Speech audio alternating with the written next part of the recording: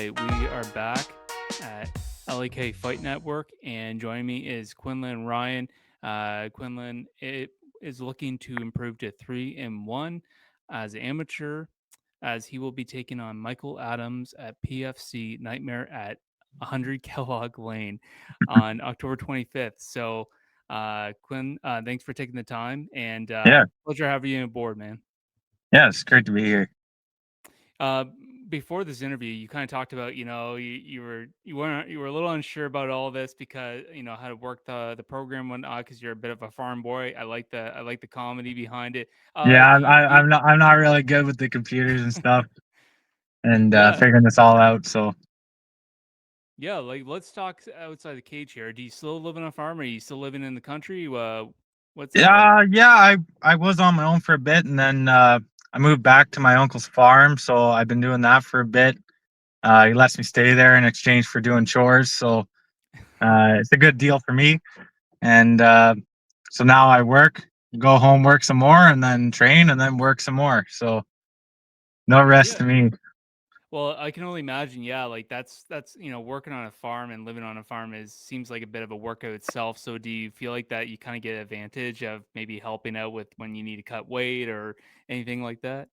I think it makes me more tired than anything, but I don't know. Maybe there's a little bit of no quit attitude in there too.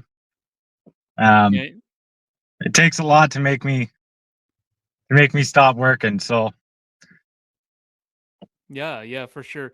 And what kind of farm are you living on? Is it like a dairy farm? Is it's it just kind of like like a regular? little hobby farm. We got it all pastured off. My aunt is big on rehabilitating horses. Okay. So there was a big roundup in the United States or something last year. So she got a bunch of wild Mustangs from the United States and had them shipped up. And now we're taming them, taking care of them and stuff. So there's that, and then we got like goats, sheeps, and chickens, and all the rest. So just like a little farm there. We sell eggs at the road, just little stuff. But and then we got a hay field, so we do hay in the spring and summer. So there's all Hmm. that stuff. Oh, that's excellent. Do you get to eat any of the eggs or like do you get a little Oh yeah, yeah. jump on the Eggs, food there? chickens. We process our own meat on there too. So Do you find that's kind of helpful as an amateur because obviously everything costs money to eat, prepare for your oh yeah, fight, man, my and breakfasts train? are free. I eat eggs for breakfast or fruit, and yeah, my breakfasts are free. But I don't know, the meat's expensive. Meat gets expensive. There's only so many animals you can raise Yeah. on one farm. So Hmm. Well, let's talk to the beginning here. Did you start at Punchy's Boxing Club, or was boxing like your introduction to the combat sports world? kind of the opposite. So I'm from the Huron County area. Around there, the only one at the time when I started was Huron BJJ, and it was just jujitsu. Their standard jujitsu gym. And then during COVID, when things kind of shut down, I started training with CLB in London with the Munda Jiu Jitsu guys. And then that was a bit of a far drive for me. And then Joel was kind of around and he knew me from before when I was out here on BJJ. And we kind of get along good together. So he brought me up to Punchies and I've been there ever since. Now, obviously, the name speaks for itself, but what do they do more than just boxing? I don't know much about the gym. It's I like the way he describes it. It's a complete fighting system. We do everything. Everything's connected. Um, we don't believe in specializing in one specific thing. I mean, we both like punching because I don't know, punching is cool, but we can do everything, man. We train everything. It's not really focused on one specific thing. Well, so you talk about the beginnings, the roots of where you started. During that time, was there any like role models or inspirations that you kind of look up to when it came to starting out in combat sports? Joel Paquette, basically. Right when I started, I had been in it for 2 months, and he was doing his last professional fight, the last one he had there. and I got to go see it with my stepfather and everything, and it was I actually got to see the sport. It was the first time I've ever seen it live, and loved it. Absolutely loved it. And I knew I wanted to do it, and I saw that, and then I knew I wanted to do it more.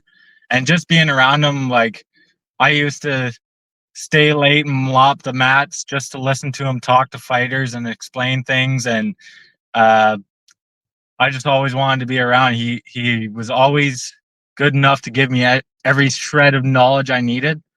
Um, and yeah, I just stuck around him, and the man works hard. Like you can just look at him and tell he works hard. And yeah, it was basically him. I don't really have any others. I just,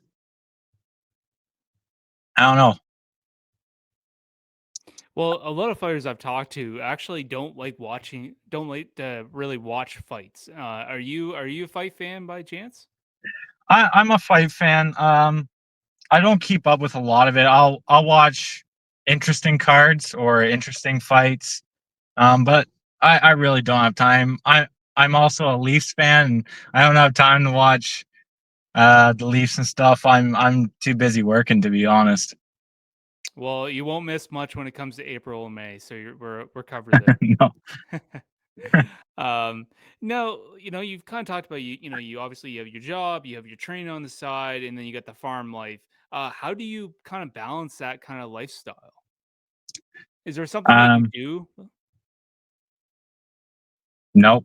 I just I I play guitar a little bit, but not good enough to show anybody. But I don't really do a lot. I work and I train, and then the training's really for me. That's my thing.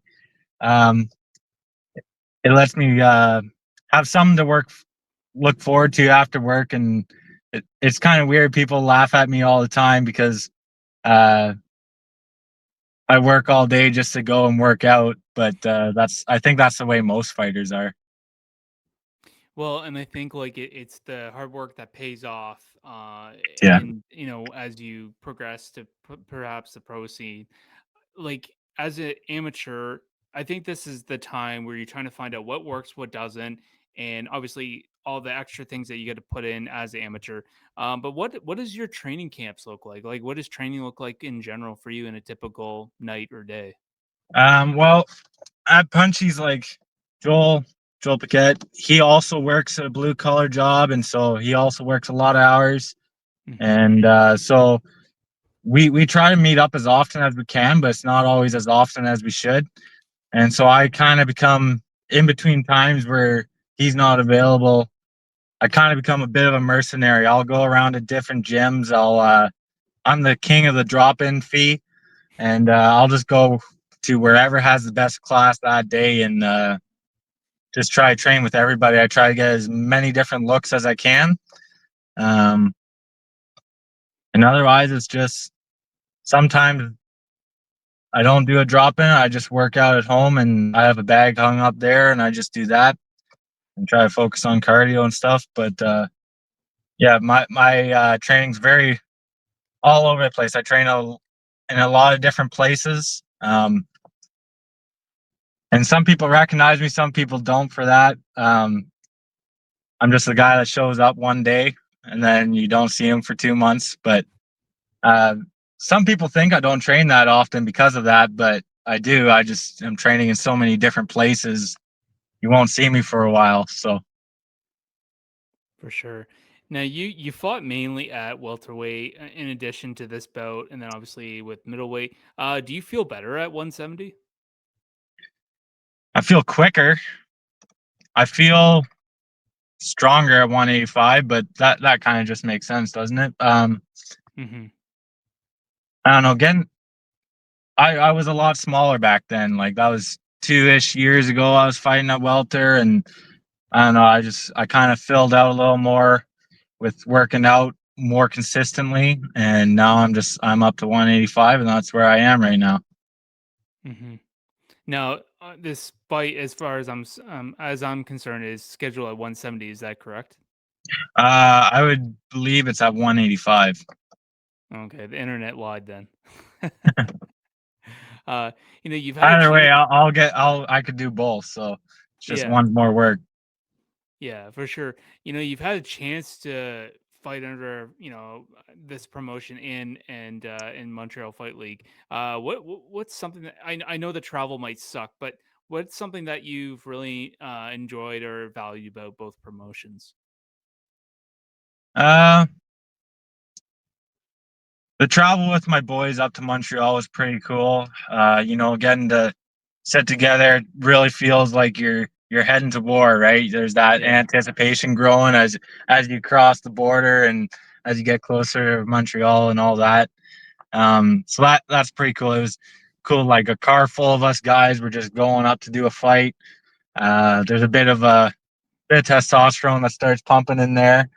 But I can't lie, it's nice to fight closer to home. I can have my family, my friends show up. Um, all the people that want to hang out with me, but I can't because I'm training or I'm doing this night or I'm here that night, and they finally get to see why I do it and why I'm so busy all the time. Yeah, for sure. And so you're gonna be facing Michael Adams. At this point of your career, at your amateur career, do you like to study your opponents, or do you just kind of focus on your strength and your game? Not really. I actually dislike it. I feel like studying an opponent too much can lead to preconceived notions. And then you start like planning too much on what they're gonna do that you start missing things. I try to treat every fight the same. It's like if something just randomly happened on the street and all of a sudden you're fighting. Like it makes no difference. You just Hmm. game plan's the same. Um, just Yeah, I'm not a big fan of the study guide. I actually have my friends study more than me. Yeah, for sure. And like let's talk about the mindset going into this fight. I think it's understandable that any fighter wants a stoppage. That's the game plan. That's the goal. But for you, looking at the mindset, um, obviously you're gonna want you want the finish. But is there a little part of you that thinks that you would might like to have like maybe a 3 round domination or 3 round decision win, regardless, just to get Mm, that experience in the cage? not really. I that To me it doesn't really matter. Like obviously you want to finish, but to me, doing a fight in London, a lot of my friends, my family are coming to watch the fight, and they work as hard as me, and they spend their good hard cash on a ticket to come see me. I just hope it's a good fight, like it's entertaining. That's what I hope for. Like, um, I wouldn't want them to pay all that money just to be let down and all that. So no, I just hope it's entertaining more than anything.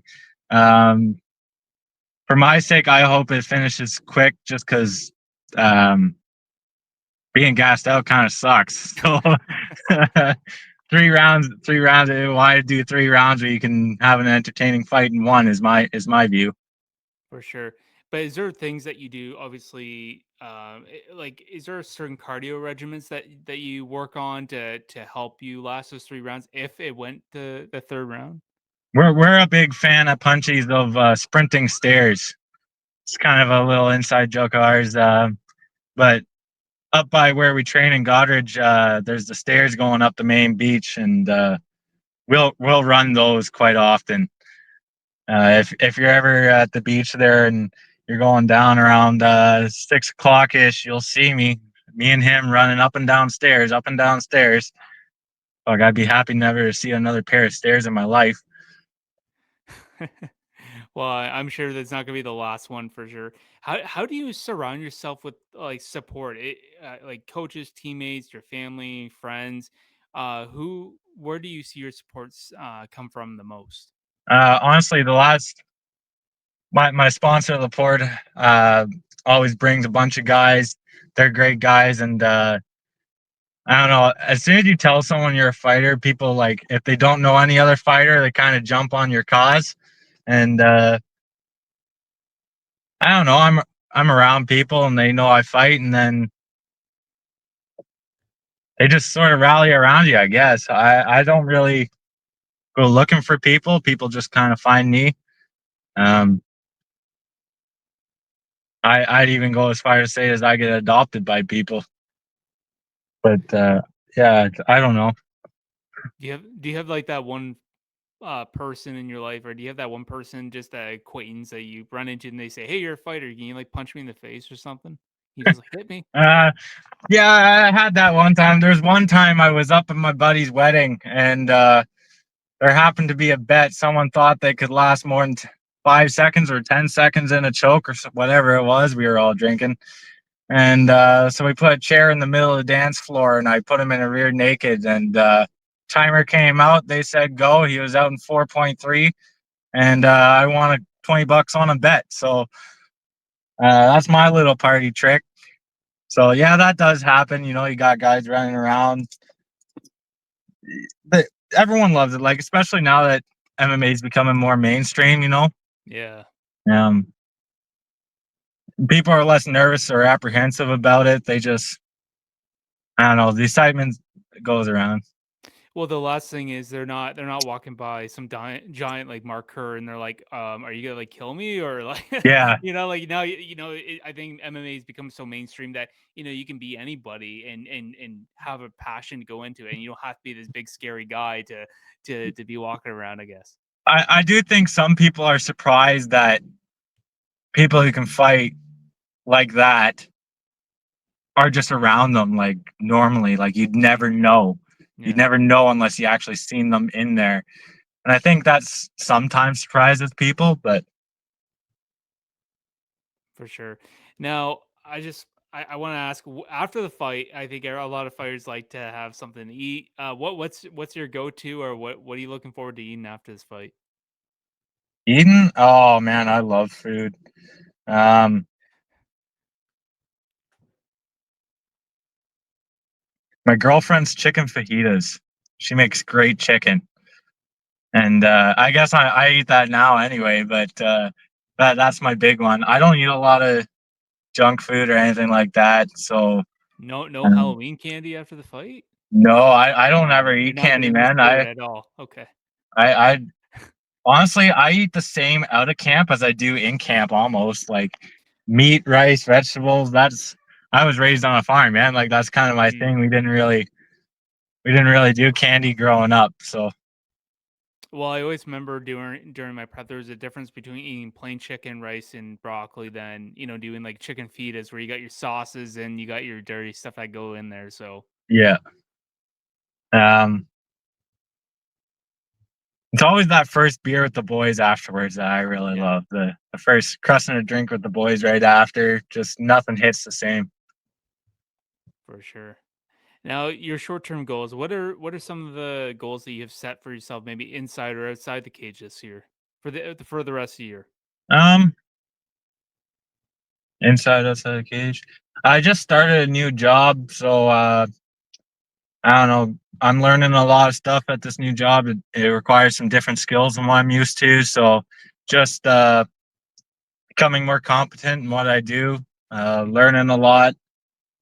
Um, Inside the cage, just I don't know. I want to be a better fighter than I am now. That's pretty much it. Um, Wins, losses don't matter. Just I want to become better. I know I can be better, so I want to get better. Hmm. What's something about you or your journey that most people don't know about? Oh,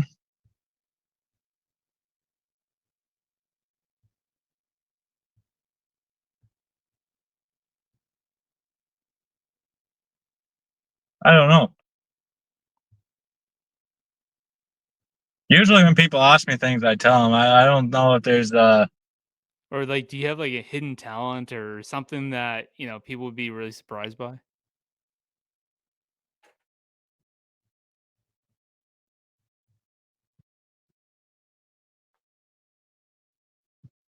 I really like reading books. You don't No, see fair that a enough, lot fair with enough. MMA fighters. No, fair enough, fair enough. Yeah, you don't always see that often. That's fair. Do you have Yeah. like any like superstitions before a fight? Like, is there something like if you did something you have to do something a certain way each time you walk out of the cage, or is there like a ritual you do in the locker room? Or I always say a quick prayer to God before I go out. Most people wouldn't notice, but I do. And then um, usually we sit on the tailgate a few hours before a fight. I'll be on the tailgate having a little snack. Usually it's crackers and hummus or something like that. And no, not too much. I am kind of superstitious, but I mean, to me, it's just normal living because it's something I've been doing my entire life. So it's hard to point out what's a superstition and what's just habit for me. oh, fair enough, fair enough. You know, there's things that happen in the gym. Do you have like any embarrassing moments in the gym, or anything that's happened to your teammates, or Oh, who doesn't? Who doesn't? Um, uh, I don't know. I'm my own biggest critic, so maybe it's just me. But I feel like something embarrassing happens like every single time I train. But usually it's just slipping or tripping or failing a drill or something like that. But I don't know. I don't have any good stories. My mind blanks as soon as you ask me that question. Hey, no worries, no worries. Okay, here's one. If you could punch one celebrity and get away with it, who would it be? Oh, there's so many. There's so many that deserve it too. Yeah, there's. I know I'm giving you one, but there's many that do deserve it. I concur. One celebrity.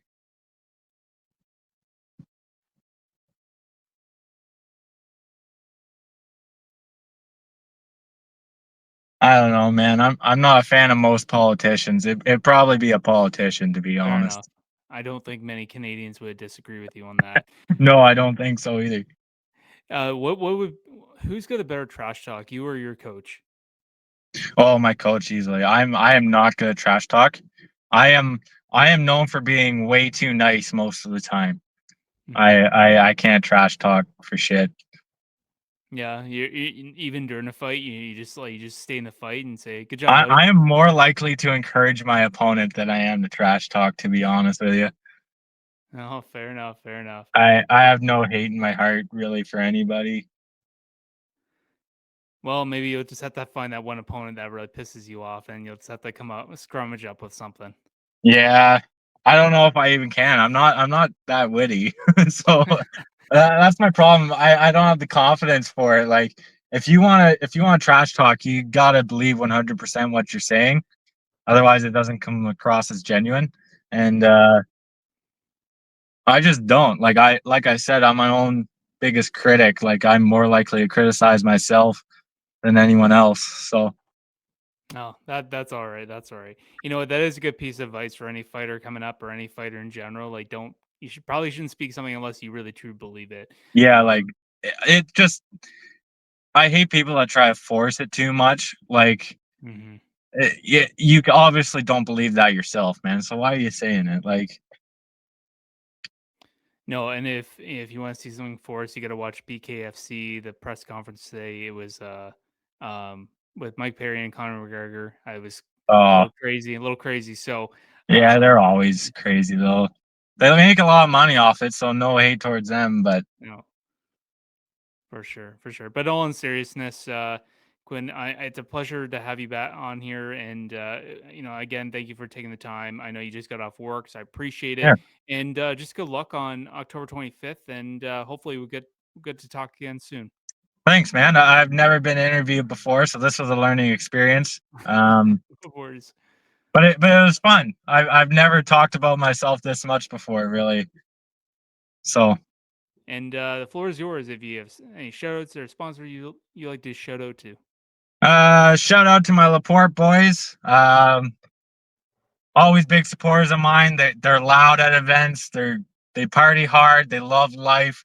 They're great guys to work with. Laporte is a great company. They do great work. So if you're ever in the Huron County area and you need some, get some there.